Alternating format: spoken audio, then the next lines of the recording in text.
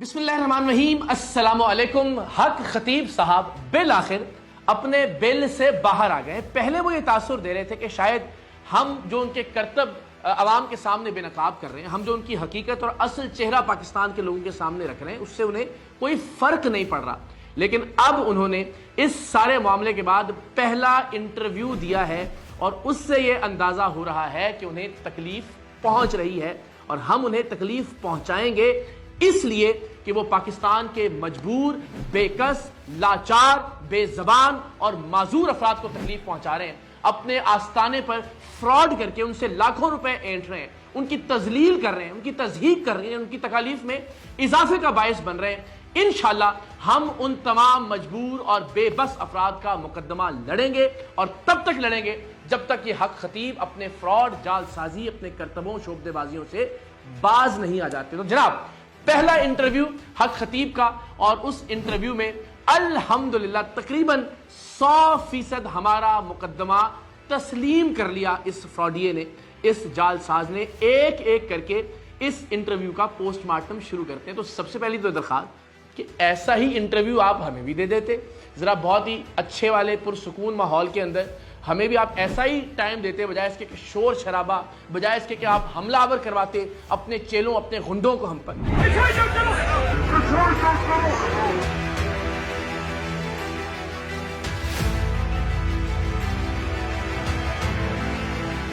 इसी तरह जरा बैठकर बात करते तो जरा और दूध का दूध और पानी का पानी हो जाता, पाकिस्तान के लोगों को पता चल जाता कि आपकी औकात और आपकी हैसियत क्या है। लेकिन चलिए, आपने अपनी मर्जी के मुताबिक, एक बहुत ही यंगस्टर है जिन्हें आपने इंटरव्यू दिया, मेरे लिए वो काबिल एहतराम है, लेकिन वो बार बार लिखे हुए सवाल जो कि लिख के जाए पहले हक खतीब को भी दिए गए थे, वो सवाल उनसे कर रहे हैं। मगर उसके बावजूद, यानी पेपर आउट भी हो गया, फिर भी ये जालसाज पास नहीं हो सका। तो जरा मैं बताता हूं कि इनके इंटरव्यू में क्या क्या झोल है।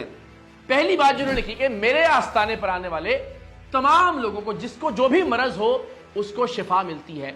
मेरे फेसबुक के पेज पर जाइए, मेरे यूट्यूब पर जाइए, आपको ऐसी दर्जनों वीडियोस मिलेंगी जिसमें लोग वावेला कर रहे हैं, चीखो पुकार कर रहे हैं, जिनमें बेजबान अफराद, माजूर अफराद, मुख्तलिफ अमराज में मुब्तला इंसान, मुख्तलिफ बच्चियां, खवातीन, लड़कियां चीख चीख कर, रो रो कर बता रही हैं कि ये कितना बड़ा फ्रॉडिया है। 9 बार, 12 बार दम करवाने के लिए वो इसके जालसाजी और फ्रॉड के अड्डे पर गई, वो बच्चियां, वो खवातीन, वो शख्स, वो मर्द हजरात, लेकिन उन्हें कोई आराम नहीं मिला। और ऐसी सैकड़ों वीडियोस अभी मंजर आम पर आएंगी इंशाअल्लाह अज़ीज़। टोटल 3 लाख इस लोगों ने मुझसे लिए।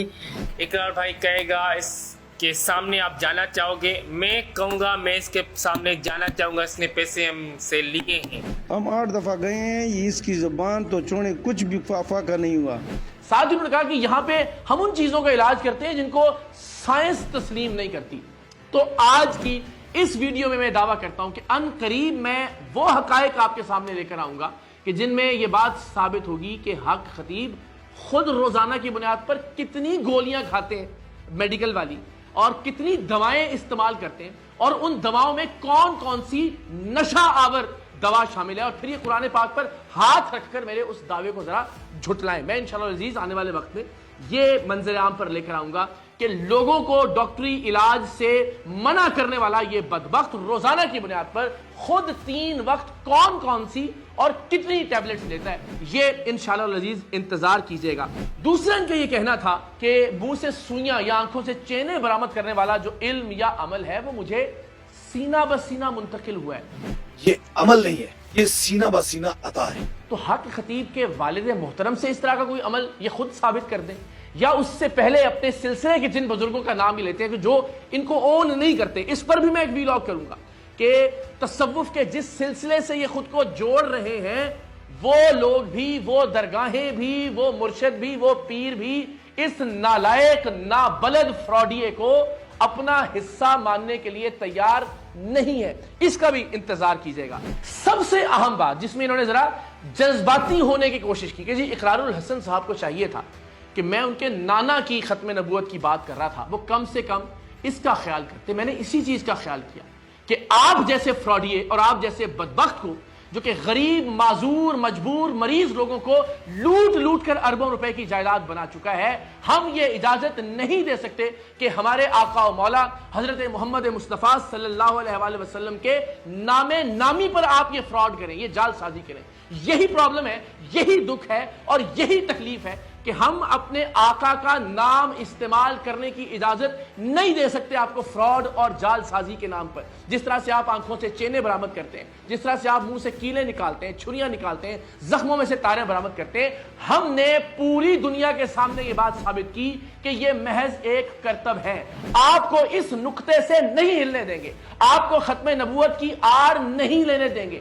آپ جتنی بار مرضی ذکر کیجئے، آپ جتنی بار مرضی رو کر دکھائیے، آپ جتنی بار مرضی آنکھوں میں آنسو لے کر آئیں، لیکن پاکستان کے غیور مسلمان آپ کو یہ اجازت نہیں دے سکتے کہ حضرت محمد مصطفیٰ صلی اللہ علیہ وآلہ وسلم آقائے دو جہاں کا نام استعمال کریں۔ آپ ختم نبوت کی آڑ لے کر اپنے اربوں روپے کے اثاثے بنائے، جنہیں آپ نے خود اس انٹرویو میں بھی تسلیم کیا۔ 11 ارب روپے کے نہیں ہے، اللہ کرے میں حضور کی ختم نبوت کا کام کر رہا ہوں 1100 خرب روپے کیوں؟ تو یہ بالکل واضح ہے، معاملہ آپ کے کرتبوں کا ہے، معاملہ آپ کے فراڈ کا ہے۔ جس طرح سے آپ لوٹ مار کر رہے ہیں مظلوم لوگوں کے ساتھ، میں بار بار یہ کہہ چکا کہ کینسر کے مرض میں مبتلا ایسے کئی لوگ موجود ہیں کہ جنہیں انہوں نے کیمو تھراپی سے رکوا دیا اور وہ ایڑیاں رگڑ رگڑ کر مر گئے۔ گردوں کے امراض میں مبتلا ایسے بہت سارے لوگوں کے لواحقین موجود ہیں کہ جن کی ویڈیوز انشاءاللہ منظر عام پر آئیں گی، جنہیں انہوں نے ڈائلسس سے رکوا دیا اور وہ بیچارے بھی تڑپ تڑپ کر اس دنیا سے رخصت ہوئے۔ ایسی بے شمار اور ان لوگوں سے لاکھوں روپے اینٹھے اس بدبخت نے اور اس کے غنڈوں نے، اس کے چیلوں نے۔ تو انشاءاللہ العزیز اس موضوع سے آپ کو نہیں ہٹنے دیں گے کہ آپ یہ جو جال سازی کرتے رہے، آنکھوں سے چینے اور منہ سے کیلیں برآمد کرنے والی، یہ آپ کا قصور ہے اور اس فراڈ کے ہوتے ہوئے آپ کو اجازت نہیں دے سکتے کہ آپ اربوں روپے بھی لوٹیں لوگوں کے ساتھ اور پھر ختم نبوت کی آڑ لے کر مسکین بننے کی بھی کوشش کریں۔ انشاءاللہ ایسا نہیں ہونے دیں گے۔ اور ایک سب سے بڑا فراڈ پیر حق خطیب کا، پہلے ابتدا میں اپنے انٹرویوز میں یہ ثابت کرنے کی کوشش کرتا رہا کہ میں سوتا ہی نہیں، میں 18 سال سے نہیں سویا ہوں، مجھے نیند آتی ہی نہیں ہے۔ لیکن الحمدللہ جب ہم نے اسے بے نقاب کرنے کے سلسلے کا آغاز کیا، پھر ایک ایک کر کے یہ اپنے ہر جھوٹ سے مکرا، اپنے ہر فراڈ سے پھرا، اور اب اس انٹرویو میں ایک مرتبہ پھر اس نے اپنے اس جھوٹ کا اقرار کر لیا ہے کہ یہ جھوٹ بولا کرتا تھا کہ مجھے نیند نہیں آتی، میں سوتا ہوں، میں دن میں سوتا ہوں، میں رات میں نہیں سوتا۔ کوئی شب نہیں سویا، دن کی بات نہیں کی۔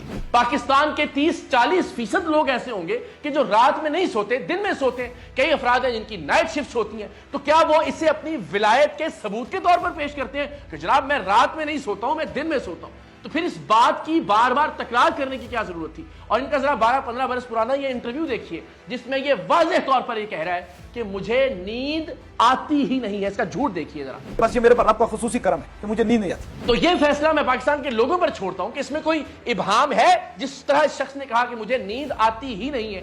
لیکن جب ہم نے اس کو یہ چیلنج دیا کہ آپ 11 دن 25 منٹ جاگ کر دکھا دیں، کیونکہ یہ ورلڈ ریکارڈ ہے کسی بھی انسان کے سب سے زیادہ دیر جاگنے کا، تو اس کے بعد اس کو اندازہ ہوا کہ اس کا جھوٹ پکڑا جائے گا۔ اپنے ہر جھوٹ کو اب یہ تسلیم کر رہا ہے اور انشاءاللہ عزیز یہ بھاگ بھاگ کر، دوڑ دوڑ کر، سسک سسک کر اپنے جھوٹ تسلیم کرے گا، اس لیے کہ اس نے لوگوں کو سسکنے پر مجبور کیا، اس نے مریضوں کا استحصال کیا، اس نے اس ملک کی بیٹیوں کا استحصال کیا، معذور اور بے زبان افراد سے لوٹ مار کی ہے، اور وہ بھی ولایت کے نام پر، تصوف کے نام پر، ختم نبوت کے نام پر۔ انشاءاللہ العزیز ہم آخری حد تک جائیں گے، اس کے فراڈ، اس کے کرتب، اس کی جال سازیاں، اس کی دھوکہ دہی بے نقاب کرتے رہیں گے۔ یہ لاکھ مذہب کی آڑ لیتا رہے، لوگوں کو اشتعال دلاتا رہے، ہم پر الزام عائد کرتا رہے، لیکن انشاءاللہ العزیز ہم باز نہیں آئیں گے۔ تو الحمدللہ نیند نہ آنے والا، 18 سال نہ سونے والا اس بہروپیے، اس فراڈیے کا ایک اور جھوٹ بے نقاب ہوا، اور اب الحمدللہ اس نے خود تسلیم کر لیا کہ میں رات میں نہیں سوتا، دن میں سوتا ہوں۔ تو اس میں بتائیے کہ کیا کرامت ہے، یا اس میں مینشن کرنے کی یا ذکر کرنے کی کیا ضرورت ہے؟ تو جناب اب جو ظاہر پلانٹڈ انٹرویو تھا اس میں انہوں نے پوچھا کہ حضرت یہ لنگر کا سلسلہ آپ کے یہاں کیسے چلتا ہے؟ تو یہ بھی انشاءاللہ ہم بتائیں گے۔ اب ہمارے پاس اس کے چیلوں، اس کے غنڈوں، اس کے بدماشوں کو پیسے دینے کی ویڈیو ریکارڈنگز بھی موجود ہیں۔ تو انشاءاللہ العزیز جو دعویٰ میں اس ویڈیو میں کر رہا ہوں، پاکستان کے لوگ اس کو تحریر کر کے رکھ لیں، اور میں کسی ایک چیز کو بھی منظر عام پر نہ لے کر آ سکوں تو آپ میرا گریبان پکڑیے گا انشاءاللہ العزیز. اب ہم یہ بھی دکھائیں گے کہ یہ دال روٹی لوگوں کو دے کر ان سے لاکھوں کروڑوں روپے انہی کی جیبوں سے نکلوا کر دیگوں کے نام پر کس طرح سے واویلا کرتا ہے کہ جی ہمارے یہاں پہ لنگر چلتا ہے. آپ کا اس کے اندر کیا کردار ہے؟ آپ تو لوگوں سے لاکھوں روپے لے کر ان بیچاروں کو دال روٹی کھلا کے واپس بھیج دیتے ہیں اور الٹیمیٹلی اپنی 11 ارب روپے کی جائیداد بنا لیتے ہیں جس سے آپ نے تسلیم کیا. ذرا دیکھیے کہ جب اس انٹرویو نے سوال کیا حق خطیب سے کہ اقرار الحسن نے آپ کی 11 ارب کی جائیدادوں کی بات کی ہے تو ظاہر ہے چونکہ ہمارے پاس ثبوت موجود ہیں اور وہ ثبوت قوم کے سامنے ہم پیش کر چکے جو کہ ناقابل تردید تھے, اس شخص کو ماننا پڑا کہ جی ہاں 11 ارب کی کیا بات ہے, 1100 کھرب ہوں گے ختم نبوت کے نام. اللہ کرے میں حضور کی ختم نبوت کا کام کر رہا ہوں 1100 کھرب روپے کیوں. پر ایک مرتبہ پھر اپنی جائیدادوں کو جسٹیفائی کیا, چھپا آر لی ختم نبوت کی 11 ارب روپے کی اپنی جائیدادوں کو جسٹیفائی کرنے کے لیے. آپ سوچئے ہمارے پاس اس کی 66 جائیدادوں کے دستاویزی ثبوت موجود ہیں, ان میں سے کسی ایک پر ختم نبوت سینٹر قائم نہیں ہوا, تو کتنا بڑا فراڈ یہ کر رہا ہے.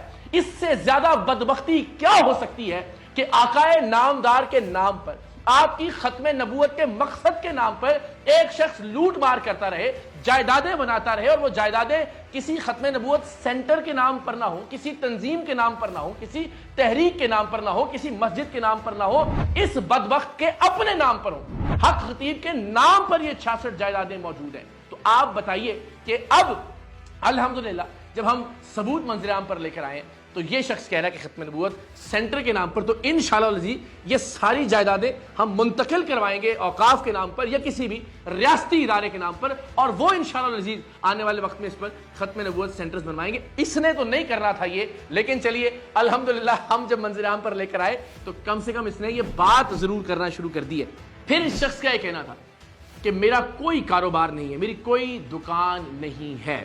دیکھیے میری نہ کوئی کاروبار ہے نہ دکان ہے. تو الحمدللہ ہمارا یہ دعویٰ بھی جو اس کے چیلے واویلا کر رہے تھے کہ جناب ان کے اپنے کاروبار ہیں, وراثتی جائیداد ہے, اس کے بھائی باہر سے بیچتے ہیں, وہ بھی ان کے بردر ان لا ہیں جو برطانیہ میں موجود ہیں, لیکن اب خود تسلیم کیا کہ میرا کوئی اور دھندا نہیں ہے سوائے اس دھندے کے. میں نے مذہب کو دھندا بنا لیا ہے, میں نے ولایت کو کاروبار بنا لیا ہے, میں جال سازی کے ذریعے فراڈ کے ذریعے اپنی دکان چمکا رہا ہوں. تو یہ بھی تسلیم کر لیا اس بدبخت نے کہ اس کے علاوہ جس سے یہ اربوں روپے کی اس کی جائیدادیں بنی ہیں, اور یہ وہ صرف جائیدادیں جو ہم منظر عام پر لے کر آئے, اس کے تاج جو سونے کے زیورات ہیں, اس کی مختلف انگوٹھیاں, اس کی اربوں روپے کی گاڑیاں, ان کا کوئی حساب کتاب نہیں ہے, لیکن اس کا کوئی کاروبار نہیں ہے سوائے مذہب کے کاروبار کے.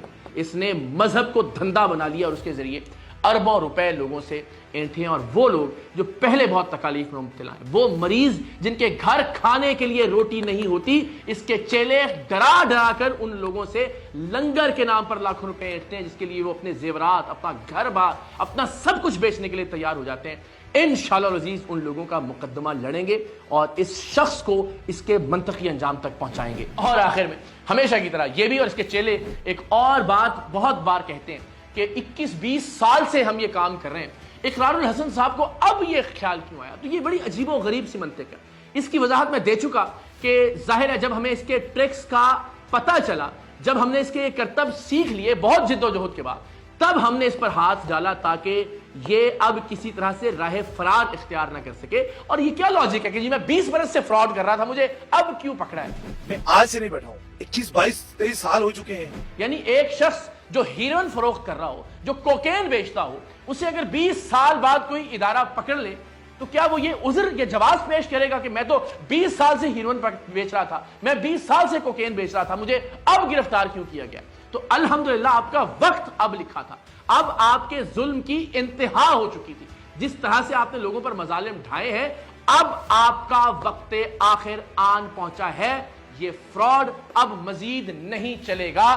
میرا مشورہ یہ ہے کہ آپ ختم نبوت کی آڑ لینا بند کر دیجئے. مسئلہ ہے آپ کے فراڈ سے, آپ کے کرتبوں سے, آپ کی جال سازی سے, آپ کی جہالت سے, اور اس کے خلاف ہم آواز بلند کرتے رہیں گے. انشاءاللہ جمعے کے روز 1 مارچ کو ہم اس فراڈیے کے اڈے پر جانے کی تاریخ کا اعلان کر رہے ہیں, اور وہ تاریخ انشاءاللہ پاکستان کی تاریخ میں یاد رکھی جائے گی کہ ایک مہا فراڈیا, ایک میگا دغا باز کس طرح سے اپنے انجام کو پہنچا، اور انشاءاللہ ہم مجبور لوگوں کو، ہم مریضوں کو، ہم غریبوں کو اس کے مظالم سے نجات دلا کر ہی دم لیں گے انشاءاللہ۔